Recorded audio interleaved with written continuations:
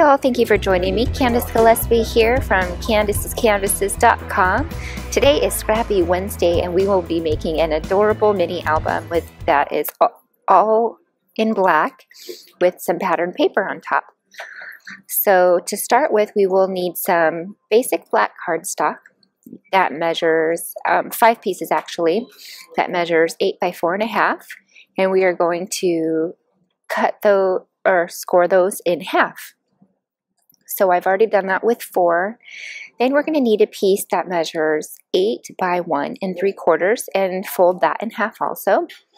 And what you're going to do, you actually need 2 of those pieces, and we are just going to glue this bottom portion on to the outside of this, and that's going to make a pocket. So once that's folded up, I'm going to just burnish it, make sure the glue gets into that, the adhesive gets into the paper fibers. The next type of page we're going to make is we are going to have actually 6 pieces that measure 2 by, what did I say, 4 3/4, and we're going to punch those with our scallop tag popper punch. We're going to bring in our Simply Scored scoring tool, line that up lengthwise at the top, and score the flat end at 3/4 on all of those. Once that's done, we're going to fold that score line we've made and burnish it, and then add some adhesive to the inside of that fold on the smaller portion of the flap. Once that adhesive is on there, we're going to adhere it to the inside of our pocket, making sure that the fold is to our right, because we are going to adhere the open side of this flap to our hinges. So now that those are on, we're just going to put a single line of glue on the bottom there, leaving about 1/4, actually leaving about 1/2 inch from the very edge, because we need to make sure that's open for our hinges. So we're just going to do that on all 5 pieces here.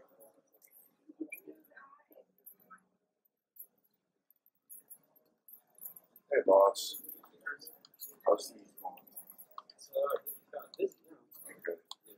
Last I saw, Sharon was sitting. Okay, now that that's done, we are going to make our hidden hinges.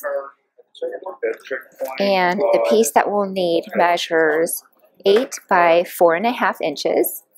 And pause here if you need to and follow the instructions that I've written here, because you're going to score these. First, you're going to start at 3/4 of an inch, and then you're going to score 1/4 inch, 1/2 inch, 1/2 inch, 1/4 inch, 1/2 inch, 1/2 inch, all the way until you get to the 7 1/4 inch measurement at the very end. And that should leave you with about 3/4 of an inch to play with on either end. Now what I'm doing is I'm just folding in between the 2 1/2 inches and turning it over and applying adhesive to one of those 1/2 inch sides, and I'm going to end up gluing those 2 1/2 inch pieces together. Okay, so I make my first adhesion here. I stick those together. Just take my bone folder and burnish that, and then pick it up and then fold it so that my next 2 1/2 inch pieces are glued together,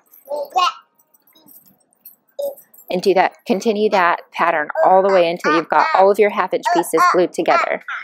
Once that's done, give it a great burnish, and then fold it to the other direction so that you get all of your lines eventually, all of your score lines eventually, nice crisp folds. You may have to fiddle with it here. For some reason, this one I fiddled with a little more than usual.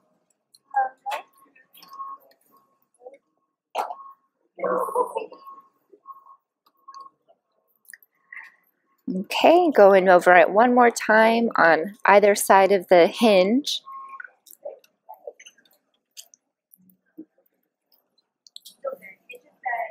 And once that's done, I'm going to grab my paper snips and cut each of these pieces on the top and the bottom at an angle.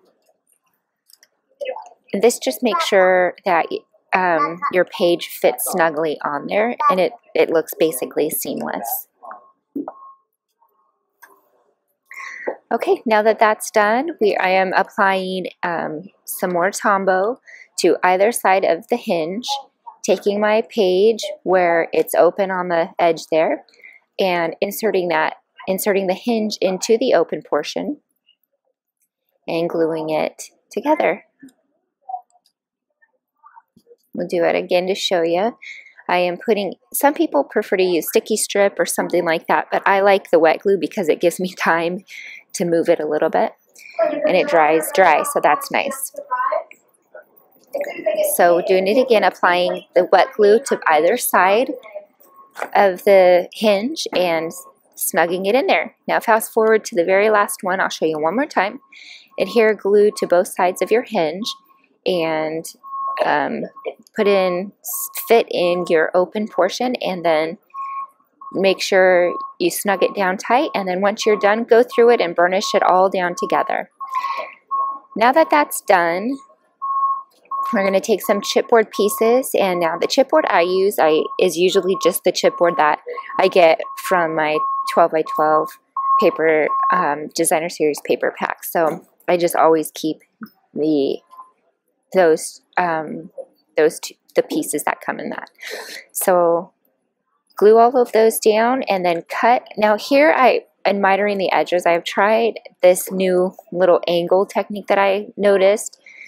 Just cut straight across because it didn't work as well as it looked like it did when I saw someone else doing it. So in case you haven't noticed, I'm at the airport waiting for my departure back home to Southern California, and our airplane just arrived. So hopefully we'll get this done in time. So we're ready to board. It's been a fun 10 days. Okay, so here I'm just making sure my bone folder goes into all my creases and folding that.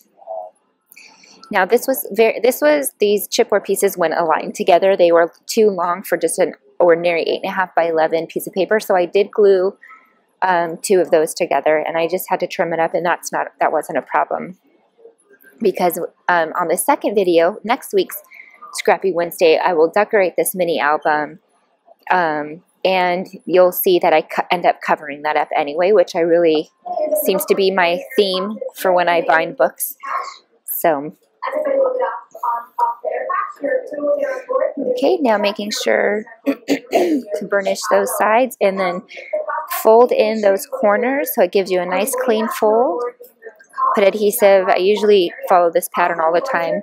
Put adhesive on the edge of that chipboard, and then on the outside of my paper, and then on the one strip of glue on the center of that flap. And then I'm just gently encouraging this to fold in those creases, using my bone folder to kind of train the paper. And once that's done, I am bringing in our hinges with our pages attached, and I'm just applying glue. And now it looks like it's a ton of glue, but it's really a lot in a thin application. So you can see those little strips there. It's not tons of glue on there. Okay, so next you'll see me add just some designer series paper to the inside. And stay tuned, because next Scrappy Wednesday I will show you how I decorated this adorable little album. Now I wanted to give credit where credit is due. Ginger from my sister Scrapper, follow her channel on Facebook. She's my favorite scrapbooker. I got this idea from her, and it's very similar to a recent album she did. It's not exactly the same, but it's very similar. Okay, with that said, pardon all the airport noise. Our plane is the people are getting off of the plane that just got here, and we're going to get on it. So anyway, so with all that said, thank you so much for watching, and I look forward to seeing you on, let's see, it's Wednesday for Fun Friday. I will be home. I'll leave again for our Stampin' Up! Convention on Tuesday, but I'll be sure to bring some videos with me so you won't miss out. Now, remember to visit Candace'sCanvases.com for any videos that you may have missed, and for more inspiration, to shop my Stampin' Up! Store. to join my team. I'm always looking for crafty people to join my team, or people who just want to learn to be more crafty, and to shop my handmade goods. This album actually will be in that store soon.